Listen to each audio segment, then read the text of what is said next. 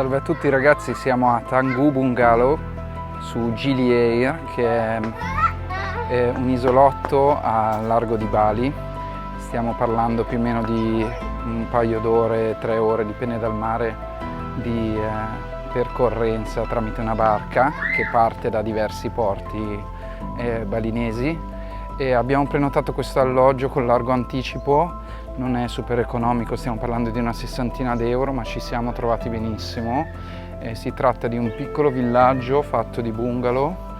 I proprietari sono una famiglia locale, sono 2 ragazzi giovani con un bimbo di 5 anni che si chiama Emerick, che ha fatto subito amicizia con Filippo. Il bungalow è posizionato benissimo perché si trova nella zona est dell'isola. È possibile fare tutta l'isola a piedi percorrendo 5 km. Ieri sera l'ho fatta correndo per godermi un po' il tramonto. E la parte est dell'isola è anche la parte, perlomeno a detta dei locali e degli altri turisti, la parte migliore per fare snorkeling, perché qui potrete vedere e osservare le tartarughe direttamente immergendovi dalla spiaggia.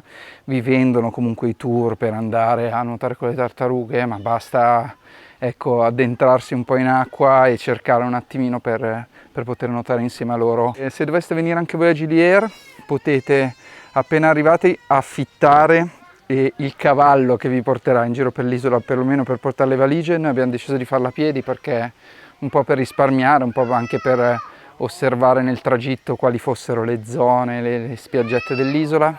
E vi consiglio comunque di portare delle scarpette di gomma sia per voi che per i bambini, perché spesso ci sono i coralli morti, diciamo, nell'ingresso al mare, quindi si rischia di tagliarsi un po' i piedi, soprattutto per chi è sensibile. Gili Air è una delle 3 Gili Island e sono delle isole che si trovano vicino a Bali, più o meno a una distanza di 2 orette, 3 orette di barca, diciamo, da Bali. Abbiamo deciso di soggiornare su Gili Air perché sia Gili Air che Gili Meno sono raccomandate per la loro tranquillità e anche per la loro dimensione contenuta, mentre Gili T, che è quella più vicina a Bali, è molto grande, molto adatta a chi vuole fare party, chi vuole far serata, chi vuole andare a ballare, ascoltare musica, e ci sembrava poco adatta, diciamo, a una vacanza con i bambini. Se venite qui con i passeggini, ricordatevi che qui a Gili Air quasi tutte le strade non sono asfaltate,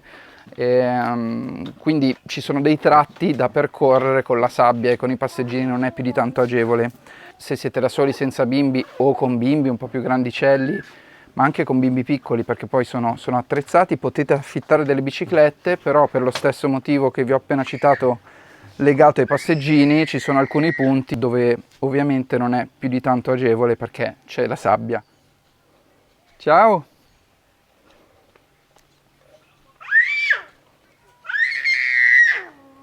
Cosa fai? Cosa fai tu? Qui tutta la famiglia al completo. Qui è la parte invece di cucina, dove al mattino si può fare tutti insieme la colazione che per gran parte delle prenotazioni è inclusa. Video!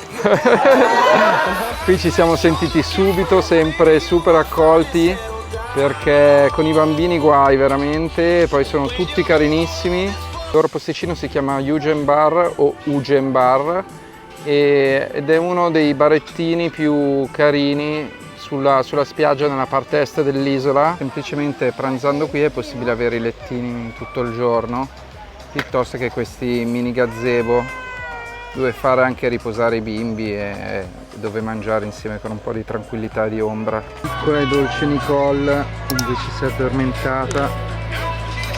Adesso mamma Amy va a fare un bagnetto, mentre papà sta un po' con Pippo e la sorellina Niki.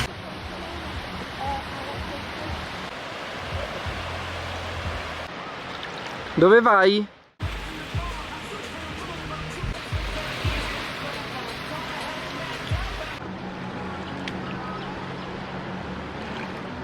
Ragazzi, ci troviamo ad Aura Bowls, che è un ristorantino super tattico sull'isola di Gili Air. Tra tutti i ristoranti che abbiamo trovato è uno di quelli più economici, e la cosa importante è provare sicuramente il cibo locale, perché fanno delle cosine veramente super buone. Qui si chiama Ora Bowls perché sono specializzati nelle bowls, che sono queste, diciamo, ciotole di cocco riempite di frutta fresca e frutta e, diciamo, yogurt, eccetera. Molto molto buone, ottime per la colazione ma anche per il pranzo se volete stare un po' più leggeri. Sei stanco, Cicelo? No? Ti stai rilassando? Qui oggi, Filippo, siamo super attrezzati coi giochi, vero? Così mentre aspettiamo la pappa, tu giochi. Che cosa abbiamo qui? Delle pistole d'acqua, i Super Wings anche, vero? Vi consigliamo sicuramente di provare il chicken rendang, che è un pollo condito con una salsa di curry e coconut, quindi cocco.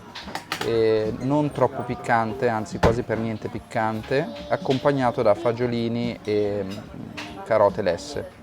Devo dire che qua si mangia molto bene, soprattutto il cibo locale. Una cosa che vi consigliamo è sicuramente anche il fritto, perché fanno un ottimo fritto di chicken, di pollo, quindi è molto buono l'hamburger di pollo e l'hamburger di tempe fritto, entrambi consigliatissimi.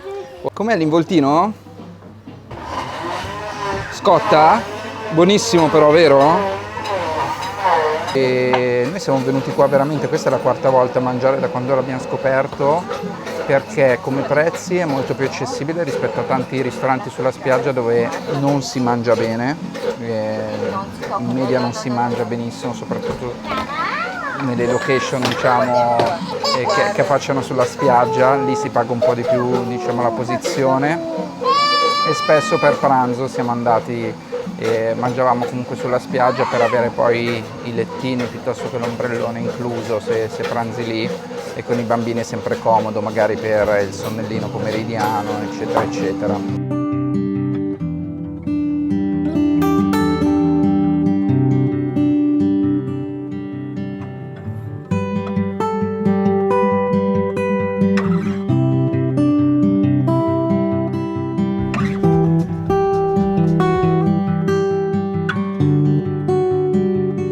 Abbiamo appena visto un tramonto veramente pazzesco. Siamo qui a fare un piccolo aperitivo con i bambini che avevano già fame. Qui è veramente un posto magico, si respira sì, la stessa vibe balinese, però un po' più solare, un po' meno incasinata, un po' più rilassata. Ma ti sta piacendo questa parte di viaggio sulle isole? Qua c'è una parte. Un sasso del vulcano sul tuo braccialetto, è vero? Ma allora oggi che cos'è che abbiamo visto insieme in acqua? La tartaruga! Ragazzi, sicuramente se passate da Bali vi consigliamo di fare una tappa qui.